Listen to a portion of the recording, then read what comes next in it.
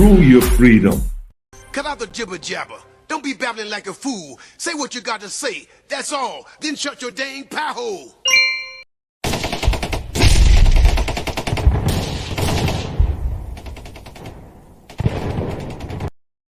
I thought the Mr. T intro there on the satire disclosure was perfect. Let's cut out the jibber jabber. Let's knock off the baloney, folks. No more games, right? And then shut your mouths in the government, you bunch of fools.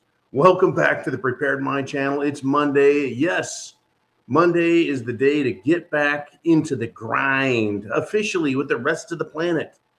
I hope you're ready for this, folks. It's a little bit of honesty.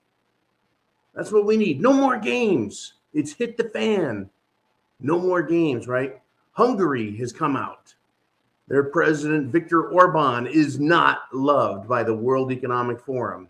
So Hungary says enough baloney, enough crap, enough garbage, and throws the European Union under the bus, throws their neighbors under the bus, and said right now there are 10 nations buying gas, paying with rubles, and folks, funding Putin's aggression. Now, which 10 nations are buying Russian gas? Well, I say let's expose them for the sham and for what it is, folks. It's a financial shakedown. This is a money laundering scam, all of it. Yes, Russia is the bad guys, but hey, also Ukraine is just as bad, just as nasty with their Azov atrocities against women, children, and girls too. Oh yeah, folks, it's that bad. It's time to stop playing games and pretending we don't see what's going on around the world. Any nation buying any product from Russia is supporting Putin directly, his war efforts directly. Let's take the BS away, the lies, the hypocrisy, the propaganda. Tear it off like a mask, like a pair of dirty underwear, and don't put them back on again. Either Russia and Putin are the evil scum that politicians claim, or he is the savior they need to help them from their own stupid energy policies that have crippled their own nations and led to destructive economic damages around the world.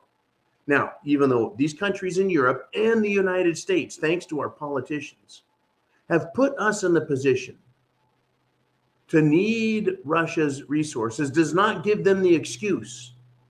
That doesn't give them a moral bunker to hide in and say, well, we really need their stuff. We made a mistake. We went too far. Well, either Russia's evil or they're not, right? Putin and Russia can't be good for one thing and Satan for his other actions, right? And while we're at it, how about atrocities? Human rights and the nation of China. For years and for decades, everyone has known that China doesn't treat its people well, that China doesn't treat its ethnic minorities well, that the Chinese government doesn't treat its workers well, right? How good is the Chinese communist nation? We know. It's time to stop playing games with this, right? How much is the United States and the European Union the benefactor and savior to Russia? That's right. We're propping Russia up. Well, let's punish him. Stop buying all of his stuff, right? If cutting carbon is good, then it's worth cutting carbon at everyone's expense. Well, they've done it, folks. Everyone's paying. It's our expense. But they're literally in a position where there won't be enough to keep anything going, regardless of price.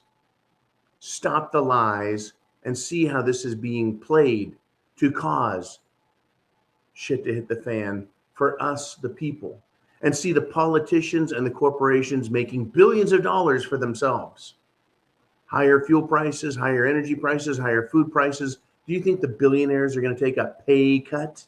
No. You think the politicians will? Nancy Pelosi just flew over to Ukraine this weekend. I didn't hear any talk of peace. I didn't hear any resolutions that are going to help Ukraine. I'm sure she was there to benefit herself. Folks, you need to be prepared, absolutely prepared. You need food, water, shelter, clothing, medicine, means of self-defense. You need that.